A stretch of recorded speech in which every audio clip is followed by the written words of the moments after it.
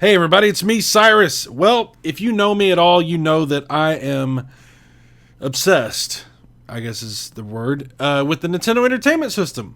I love the system, I love the games, but I want to play them in as best quality as I can. At least reasonably. At least some in a way that makes sense without me spending some ungodly amount of money to do this. So, what is the best way to do that? Is a NES Classic the way to go? Well, I couldn't get my hands on an NES Classic, and they're harder and harder to get since they've been discontinued. But there are some other options, and we're going to explore some of that in this episode of Epically Geeky Gaming, so stay tuned.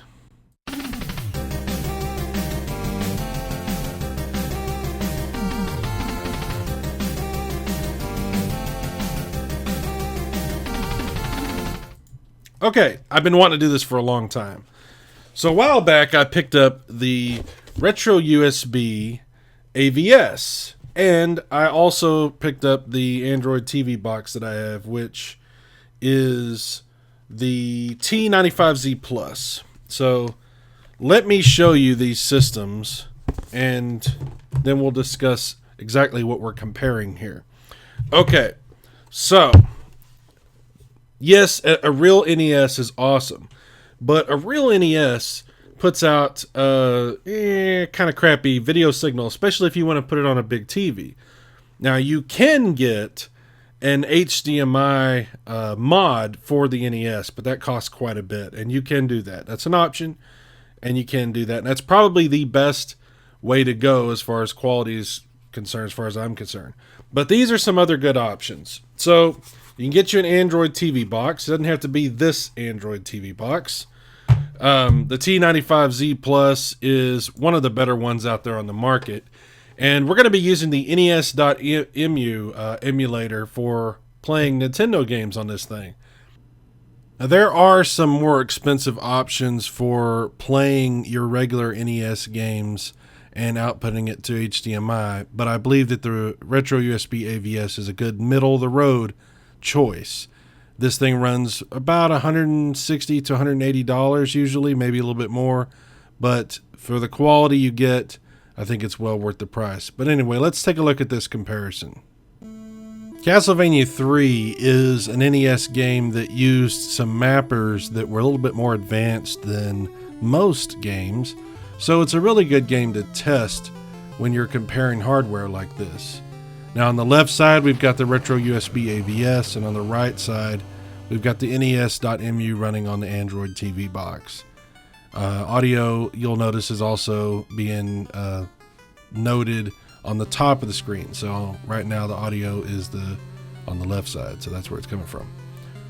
I will have to talk over this because of copyright issues, but anyway. So if you'll notice, we're getting very similar performance between the two. In fact, it's basically impossible for me to tell the difference right now at this point.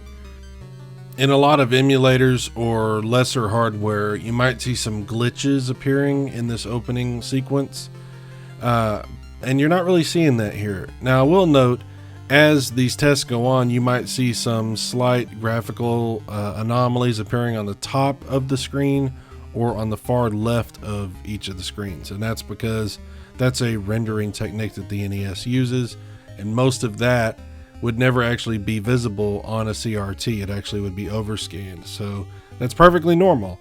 It's not a fault of the emulator. It's actually reproducing something that happens in a real Nintendo.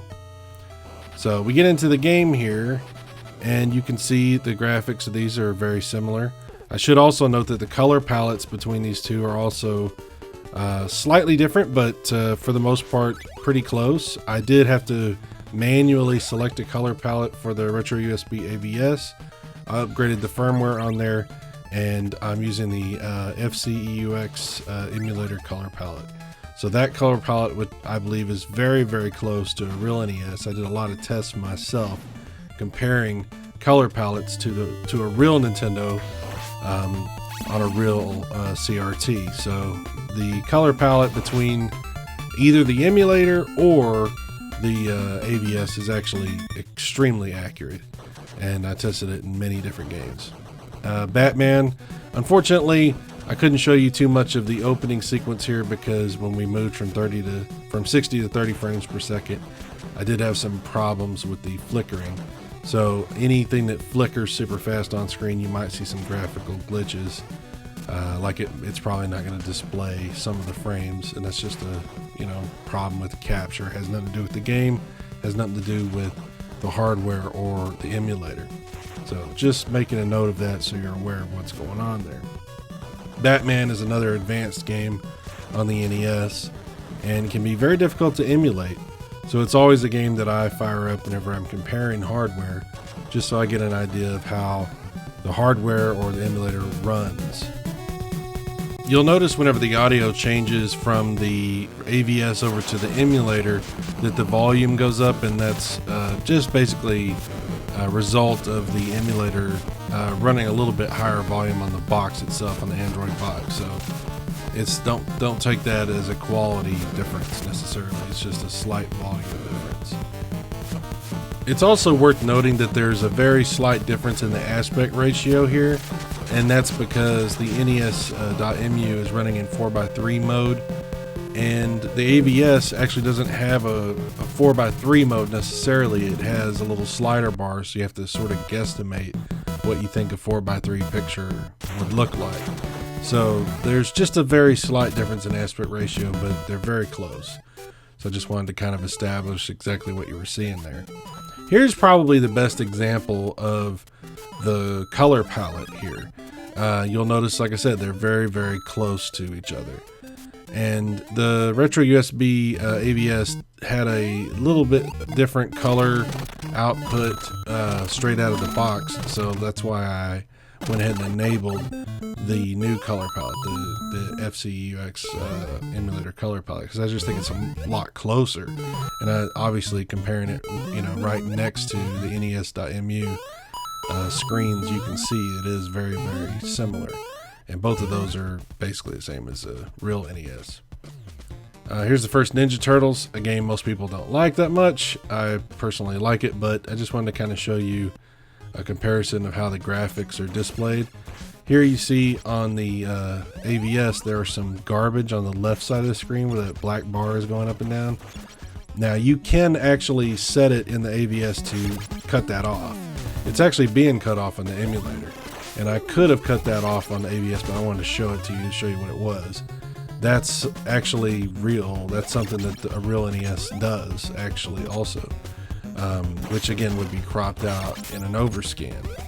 But I wanted to show you what it would look like if you saw it on the screen, and let you know that the AVS is reproducing what the Nintendo system itself actually did. So that's one of the cool things about an FPGA is it's not emulating, it's simulating. It's very, very, very close to the real thing. So for all intents and purposes, it is a real Nintendo. Contra is a great example of a game that you want to have exactly emulated perfectly, and you can see here both of these are identical. You might see a little bit of problems here with the frames being missed for moving from 60 to 30 frames per second again, but color palettes are very, very similar. There's really not going to be much of a difference here between these two running Contra, but it's definitely worth noting how it runs and everything like that.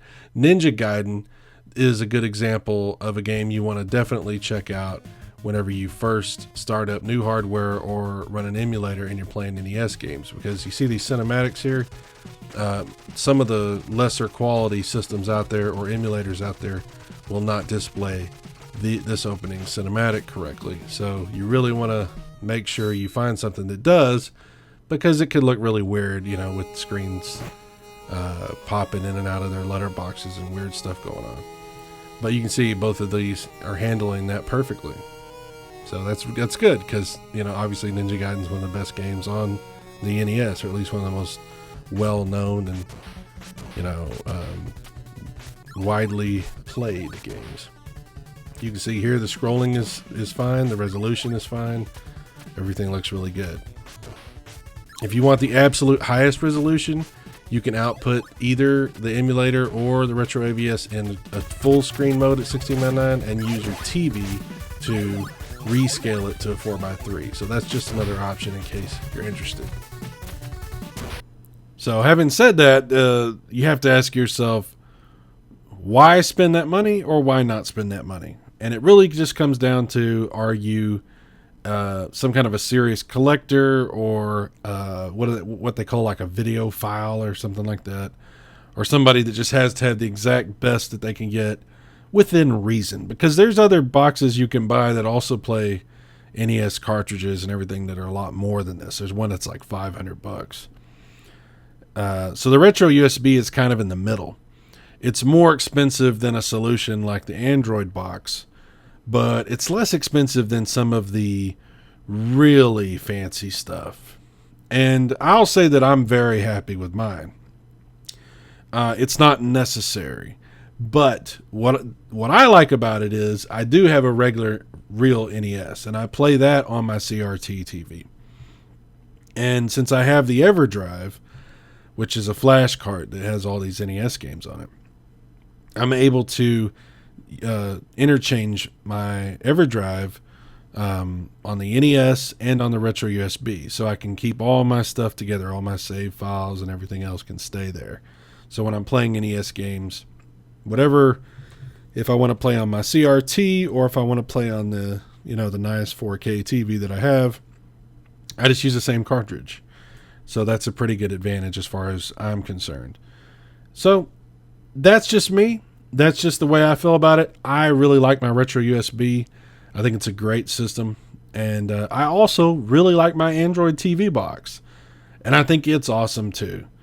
It has a great Sega Genesis emulator, a really great Super Nintendo emulator, and the best emulator, as far as I'm concerned, for playing TurboGrafx, CD, Super Graphics, and PC Engine games.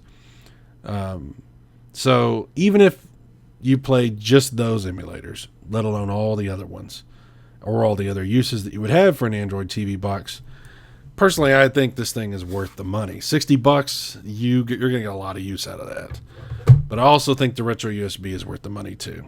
So that's just my thoughts and the comparison that I have between these two. And again, sorry about the 30 frames per second thing. It is what it is. Couldn't get around it. Sorry.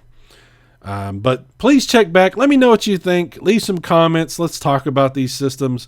If you have any requests you want to see, like direct comparisons for specific games, or if you just want my opinions about anything that I'm not covering in this, let me know. Let me know what your questions are. I'll be happy to address that. But for now, I appreciate you watching. This is Epically Geeky Gaming, and I'm Cyrus. More videos coming soon, and I'll talk to you later. Thanks. Bye-bye.